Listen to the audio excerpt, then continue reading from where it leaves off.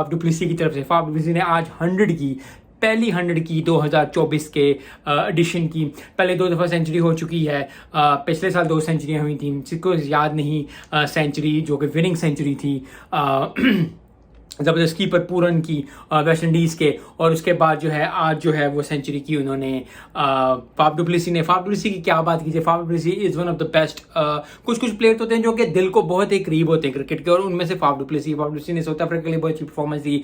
लेकिन सबसे अच्छी बात जो मुझे लग रहा था, 2012 से IPL में खेल रहे हैं, लेकिन 2012 से लेके अभी तक IPL में कभी सेंचुरी नहीं की, लेकिन अब जो है वो मेजर लीग क्रिकेट में सेंचुरी कर डाली। और यही बात होती है कि आपकी मेहनत कभी भी रंग लेकर आ सकती है, आप जितने मर्जी भी हो जाओ, कहीं भी हो, जब तक आप खेलते रहे, जब तक आप परफॉर्मेंस देते रहे, जब तक आप बड़े बनते रहते हो, आपकी जो है वो चीज़ बनती रहती है। और आज जो ठीक ठाक परफॉर्मेंस दी, टेक्सास सुपर किंग्स जो थे वो खेल रहे थे, 203 स्कोर किया, 5 पहला 200 किया एडिशन का, अच्छी परफॉर्मेंस थी।